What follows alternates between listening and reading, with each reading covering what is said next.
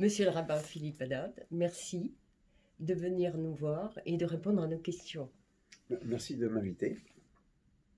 Donc vous venez de finir et de faire paraître un livre, Quand Jésus parle à Israël, que nous avons lu et effectivement cela nous pose quelques petites questions. Nous arrêterons à 3 chiffres symboliques. La première, c'est pourquoi ce livre? Ensuite, les caractéristiques ou l'ouverture que Jésus propose à partir de son discours d'enseignant juif. Et la troisième, quelques petits éclaircissements sur des chiffres propres, tels que le 3, le 40, mais sous un autre angle. Voilà, la parole est à vous. Alors, pourquoi ce livre? Ce livre représente, on pourrait dire, une synthèse d'un travail que j'ai commencé il y a plusieurs années lorsque j'étais rabbin aux Ulysses.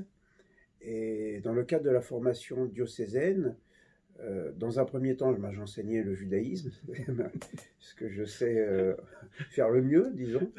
Et un jour, on m'a demandé, est-ce que vous pourriez, en tant que rabbin, nous parler des évangiles?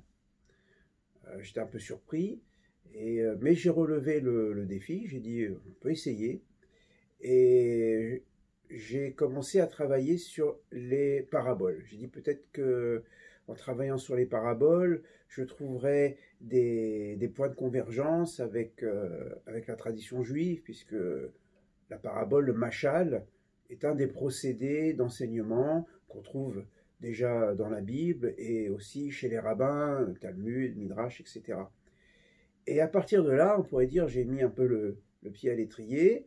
Et ce qui m'a frappé, c'est les convergences qui existaient entre des enseignements de Jésus et plus tard des textes qui avaient été écrits dans le Midrash, la tradition interprétative, disons, de la tradition juive, le Talmud ou d'autres sources. Et j'ai dit, comment est-ce possible qu'il y ait des convergences? Alors, bien sûr, il faut bien préciser que les évangiles sont écrits dans leur forme définitive avant que le Talmud ou le Midrash ait été écrit, mais comme on sait qu'à cette époque-là, il s'agit d'abord de tradition orale, Jésus n'a rien écrit, et même les maîtres antérieurs même à Jésus n'ont rien écrit, tout était oral, ce qu'on appelle dans la tradition juive Torah Shebéal Peh, c'est-à-dire la Torah sur la bouche, la Torah orale, et je me suis dit qu'il y avait une source mémorielle, bien sûr une source d'inspiration, Dieu aussi, mais une source mémorielle qui alimentait finalement le discours des maîtres en général, dont Jésus. Donc ça a été vraiment comme une découverte, parce que bon, souvent dans la communauté juive, on dit on n'étudie pas les évangiles ou il y a une rupture, et souvent ça a été présenté même du point de vue de l'Église comme une nouveauté radicale. Jésus voilà, il y a l'ancienne alliance, il y a une nouvelle alliance.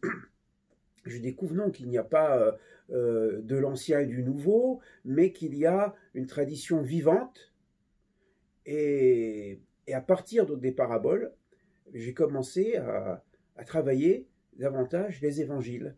Ça m'a amené à travailler d'autres aspects, comme par exemple le sermon sur la montagne, ou bien les discussions avec les pharisiens, qu'on pourrait appeler dans la tradition juive la marloquette. La marloquette, c'est-à-dire le débat à partir des textes. Et de fil en aiguille, j'ai découvert finalement un maître qui enseigne dans le contexte du deuxième temple, où rien, encore une fois, n'est écrit, où la discussion est assez vivace et vivante. Et petit à petit, donc je me suis mis à travailler les évangiles, plus un enseignement mensuel depuis plus de 13 ou 14 ans maintenant sur Matthieu, sur Saint Matthieu. Hein, c'est-à-dire une lecture juive de l'évangile, plus des séminaires, etc., où à chaque fois, j'apporte aussi une lecture à partir des textes. Et bien sûr, ce qu'il faut quand même souligner, c'est que je mets en exergue aussi l'originalité du discours de Jésus. Je ne dis pas seulement que il y a du copier-coller, non, il y a vraiment une originalité qu'il faut souligner et reconnaître. Voilà. Mais en même temps, il y a des points de convergence qu'on ne peut pas non plus nier. Et ça, je pense que c'est important dans un dialogue entre juifs et chrétiens, lorsqu'on veut vraiment dialoguer, de prendre acte. Donc ce livre, c'est un peu une synthèse de tout ce travail, au sens biblique du terme, c'est-à-dire transformer les choses telles qu'elles sont, pour arriver voilà, à cette sainte thèse, en tout cas, cette synthèse qui s'appelle « Quand Jésus parle à Israël ».